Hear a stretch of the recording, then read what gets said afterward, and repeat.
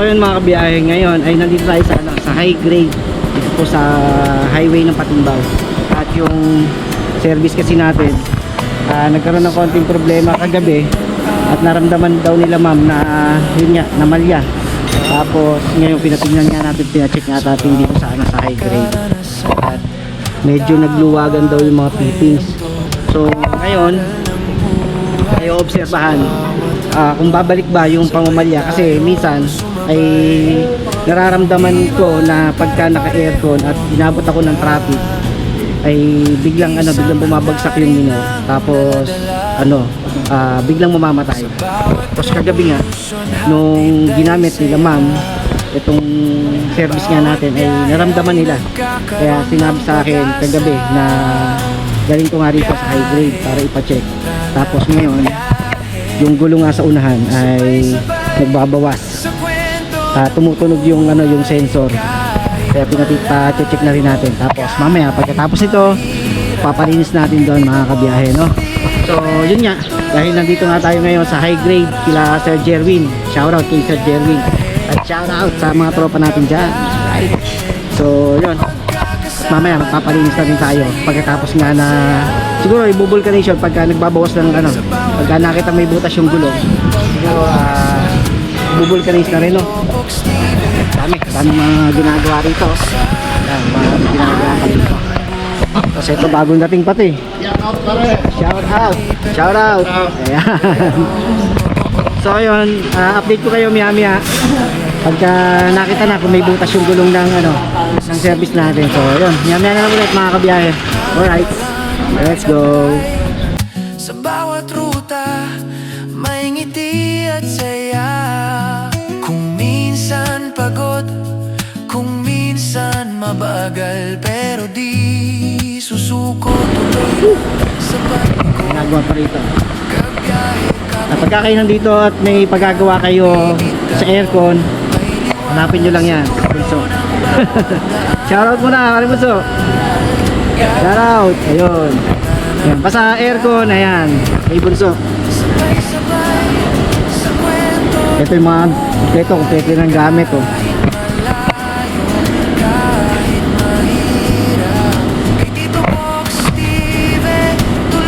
So yun nga mga kabiyahe, at maraming salamat kay Junar dito sa pag-check nga nito dito sa sakyan nila boss, sa gulong. Nagtataka ako, lagi siyang nagbabawas pero tinignan naman wala namang nasingaw. Kahit sa barbula walang nasingaw na hangin, pero nagbabawas siya ng hangin. Tapos diretso linis na, papalinis na rin tayo para naman sa ganun paggamit mamaya, dahil may lakad pa tayo mamaya ay malinis na yung service natin. And maraming salamat kay Jonah. At yun nga, dahil nga sa dito medyo maluwag yung mga fittings, ay medyo namalya. So yun, mamaya kita ulit tayo sa aking biyahe. Medyo tayo dito, papalinis na rin tayo ng sasakyan para mamaya sa lakad natin ay dire-diretso yung biyahe natin, no?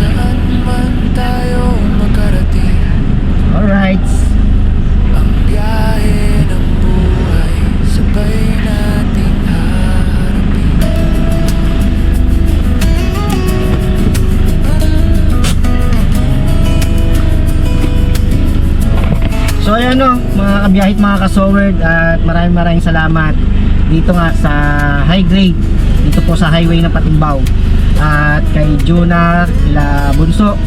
Ayan, maraming salamat sa pag-check nga nitong ating service. At yun, bali pakikiramdaman natin at obserbahan natin kung babalik nga yung pangumalya nito pagka yung inabot tayo ng traffic, lalong lalo na pagka naka-aircon. Kasi madalas na nangyayari pagka naka-aircon. Tapos ngayon, magpapalinis muna tayo para mamaya sa lakad natin ay diretso yung biyahe natin, no? So, dito na nga muna naman tayo sa washing area.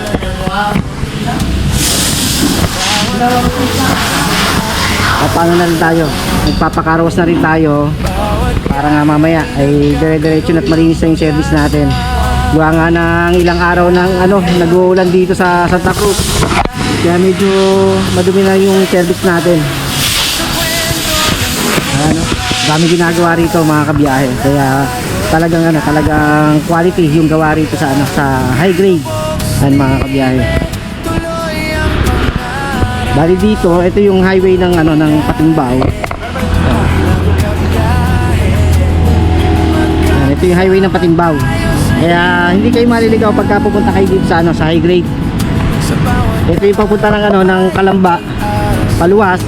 Ito naman yung papunta ng Pagsawitan mga kabiyahe. At ito, yung highway. Ito lang yung high grade. Ayan, high grade National Highway, Barangay Patimbao. Bali ito, pagpasok nyo rito, makikita nyo yung mga lifter nila rito. Kompleto sila ng mga gamit dito. Yung mga lifter, siyempre may kanya-kanya silang mga specialist. Si Kuya pala yun, nagagawa pa sila rito sa ilalim mo. Sabihin nyo ano pa yan, fire truck pa yan. Ibababa ata makina yan transmission, ibababa. Ayan ayun, nasa ilalim. Ibababa transmission.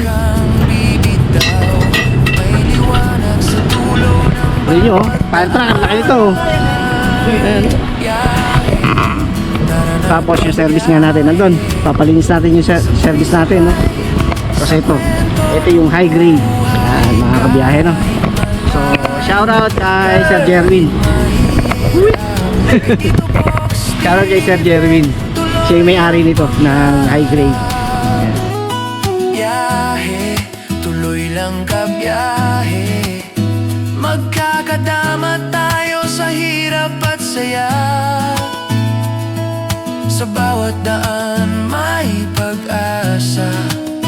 Tito Pogs TV, kasama ka sa biyahe ng buhay. Hindi lang kalsada ang tinatahak, kundi isang pangarap na matagal ko nang hawak. Ipapakita ko ang mundo ko kung gaano kalawak. Kabiyahe, salamat sa biyaheng hatid ay pangarap. Biyahe, dahe, tara na kabiyahe.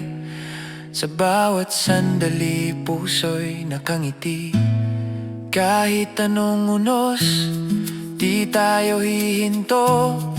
Kay Tito Pogs TV, tuloy ang kwento.